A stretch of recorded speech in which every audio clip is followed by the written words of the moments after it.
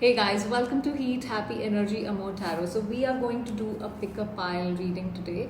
If this connection is a twin flame, soulmate, karmic, what is it? So see which one resonates with you. You could pick two, you could pick just one, whichever one resonates with you. So we are going to start with this one first. So let's see what's the soul contract between the two of you.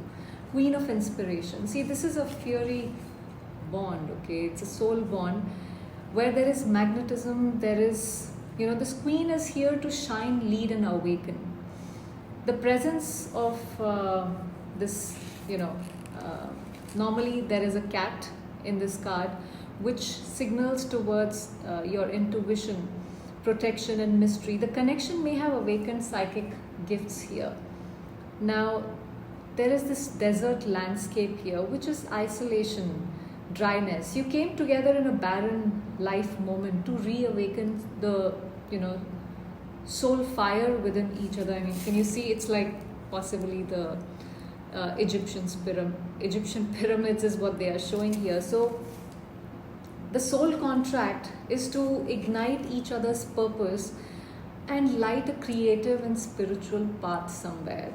So this isn't the kind of connection that makes you settle down. This is where it makes you wake up. The Queen of Inspiration shows up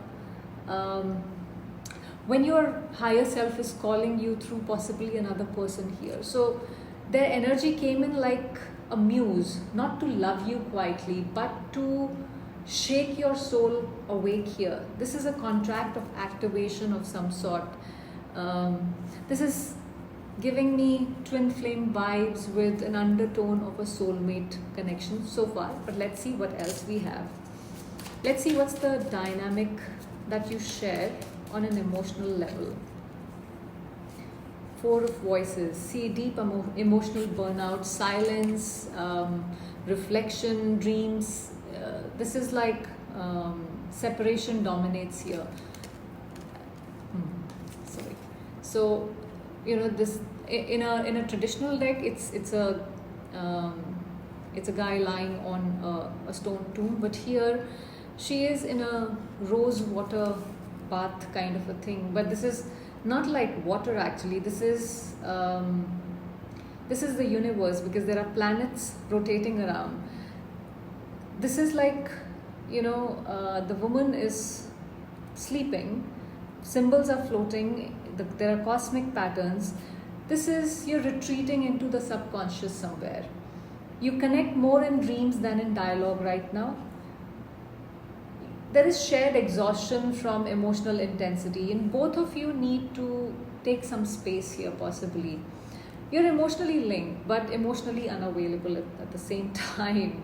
This is not about, not caring. It's about caring too much and having no idea what to do with it. So when you don't know what to do, you retreat, is what this is saying.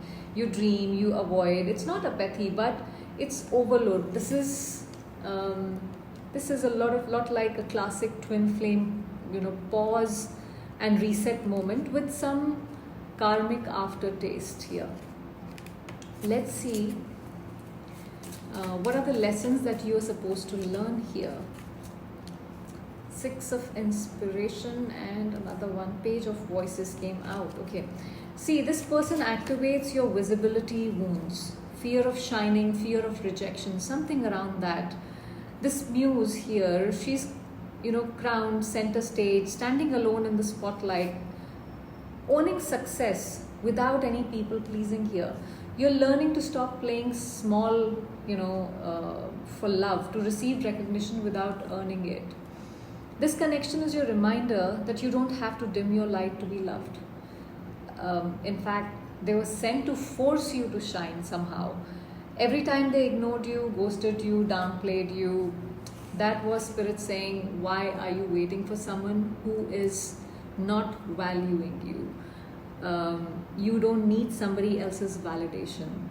Again, this is twin flame energy that challenges ego and self-worth is what I feel. Now, Page of Voices. See, you stir mental chaos. You challenge how they think, what they observe, how they process truth. Um, this woman, on this has swirling eyes, possibly fragmented thoughts. Um, and there is this girl peering through the lens. I mean, can you see this woman? She's like, I see you, kind of an energy. So, this is surveillance, obsession, curiosity. You are their mirror. What they see in you disturbs what they haven't healed in themselves. You're not just in their head, you're in their head space, or you are their head space somehow. You showed them their own contradictions here. And instead of sorting that out, instead of resolving those, they maybe try to dissect you instead. Stalking you on socials, random check-ins. There's this emotional ping pong that's going on here with them. See, this is where, again, I'm getting this is twin flame mental triggering with some karmic data dumping happening simultaneously. Now, let's see what else comes out. Justice. See, there is some sort of cosmic balance, universal balance that justice is bringing here. Something from the past, maybe a past life, which is being corrected here. This could involve a betrayal, imbalance, abuse of power, unfinished business in some past life here. Here, you may have owed each other some karmic justice. This life is the court hearing for that. You've known them before, and you didn't leave on good terms, is what I feel with this. Whether you wronged them or they ghosted you,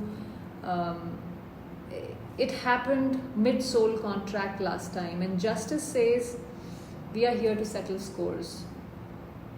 This is not a punishment, it's a correction of some sort. See, twin flames often carry karmic ties, and this one is thick with some legal soul documents, because justice is about fairness, it's about legal aspects sometimes. So, yeah. Okay, let's see what else we have. What else do we need to know? 7 of voices. There is avoidance, deception, there is emotional denial, sneaky behavior. Do you see so many foxes on the card? So it's not one thing. There is so much around this. The fox, the mask, the mirrors, illusions, projections, shadow games is what's happening here. You're both hiding from each other or yourselves, whichever way it is. There's love, but also fear of facing it. See, twin flames go through these stages, and you here feels like are knee deep in the run and mirror phase. This isn't just ghosting. This is ghosting your own feelings. You are, maybe one or both of you are pretending here that this isn't really, because admitting it would break everything. It will cost something here. But 7 of voices always brings truth, and once it breaks, you can't pretend again. So twin flame shadow integration stage is what I would call this. Now let's see what else we have here. 3 of voices, shattered heart, but with purpose. See, there is this woman who's crying, but also releasing something. I mean, can you see there are tears coming out of her eyes here, and it's all dark. So the heartbreak is not a punishment. There is a door right there.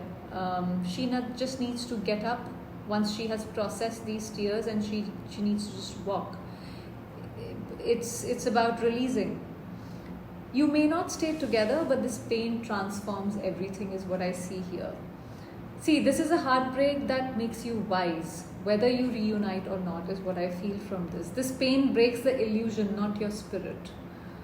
Um, your soul needs this to evolve. This is classic twin flame heartbreak to awakening kind of a stage.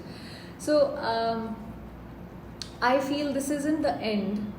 It's some sort of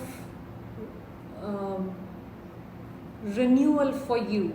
Now, whether this person returns or not, the truth is you're not missing your other half. You're finding your whole self here, and that is the real union. So I see this as twin flame connection here. There is deep activation energy.